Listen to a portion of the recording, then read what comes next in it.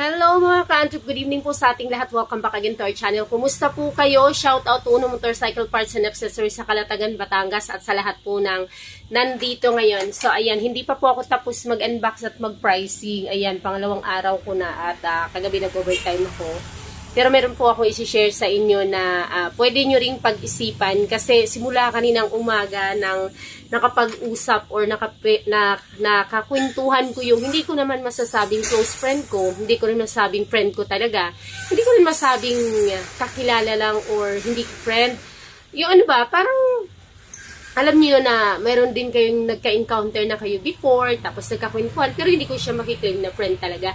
Napadaan siya dito, which is ang tagal naming hindi nagkita talaga. Napadaan siya dito kasi nagbakasyon doon sa, kuya niya, nakapag-asawa ng taga dito yung kuya niya. So, pero sila malayo, taga North. So, sabi niya mabuti nga daw kami kasi nakapag-establish na daw kami dito.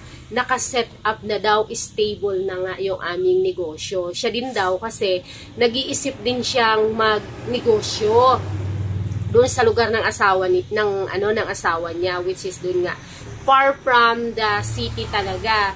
So kasi sila nag-work ngayon sa city.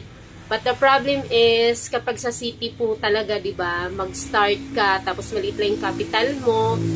Ang hirap kumilos, ang hirap gumalaw, ang hirap magsimula. Number 1, ang mahal ng renta.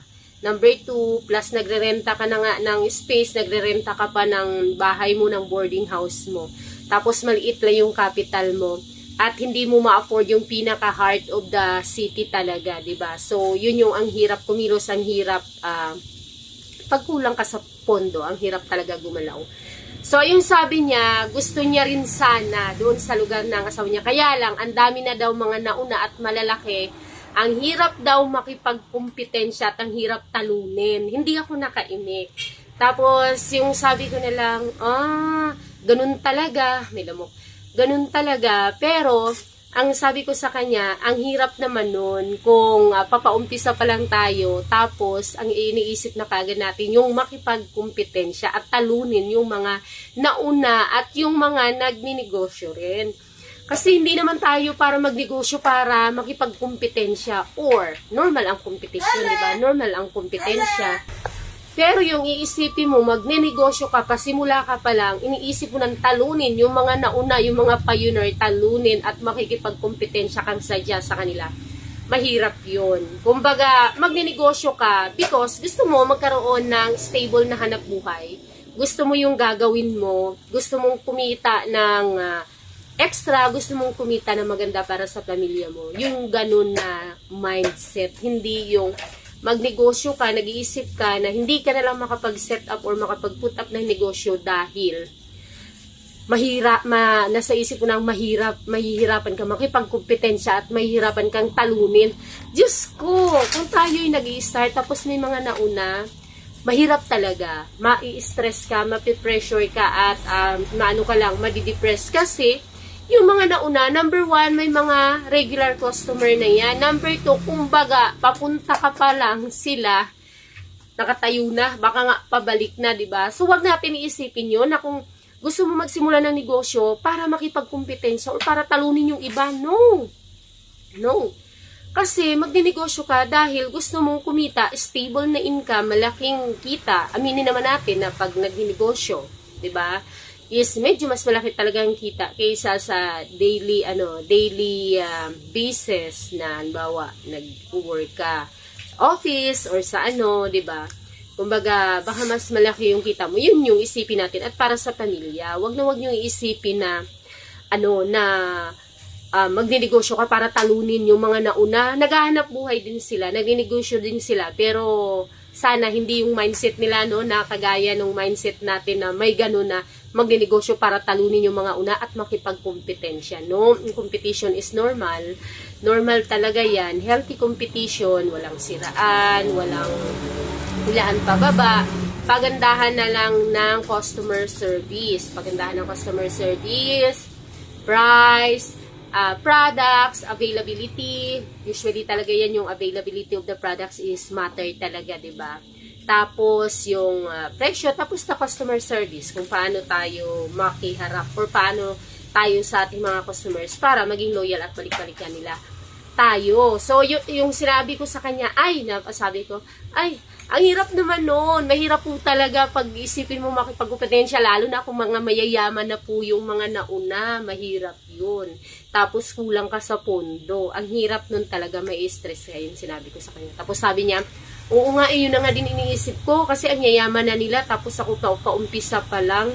Ang hirap talaga. Hindi niya nag-gets yung aking ibig sabihin doon na hindi ko naman madiretso sabi sa kanya na baka ma-offend siya na bakit ka naman magnegosyo para makipagkompetensya? Alam mo naman sa sarili mo na hindi mo kayang makipagkompetensya at talunin sila. Dapat magnegosyo ka dahil gusto mo ng stable na hanap buhay at stable na negosyo, hindi para makipagkompetensya. So, yun po yung gusto kong tips. Hindi naman talaga ako eksperto sa negosyo, pero na may maliit na negosyo na nagsimula po sa scratch talaga. Never in my wildest dream, kahit dun sa una naming business, yung pagrorota, yung pagro-rolling store na magnegosyo para talunin o makipagkompetensya. Never yan pumasok sa isip ko.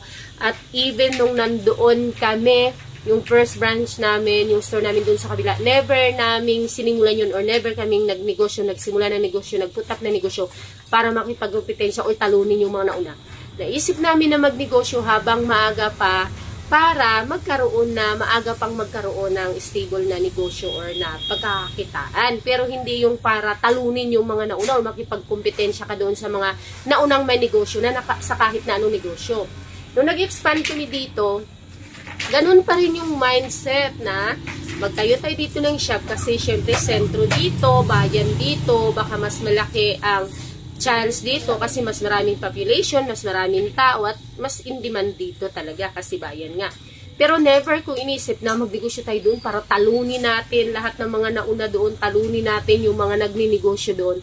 Huwag pong ganun ang setup namin. See, number 1 lesson doon, hindi pa siya nagninegosyo, hindi pa nga siya nakakapagsimula. Sumuko na siya, hindi na siya, umaayaw na siya. Bakit? Inisip niya na kaagad na hindi niya kasi matatalo yung mga nauna.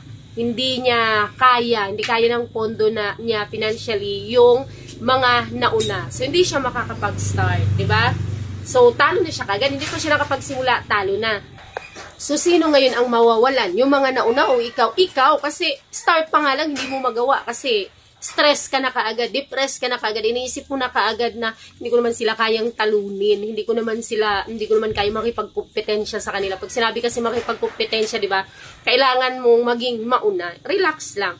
Gusto mo lang magnegosyo dahil yun ang passion mo, gusto mong kumita ng higit kaysa dun sa daily na hindi ina para sa'yo, at gusto mong magkaroon ng stable na pagkakitaan, gusto mong magkaroon ng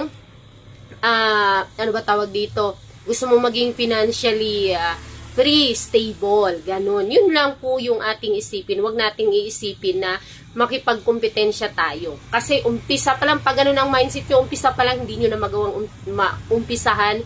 Umpisa pa lang, mag-uumpisa ka pa lang, sumuko ka na kaagad. You see?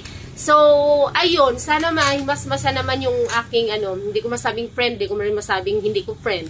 Ayun, acquaintance, kakilala.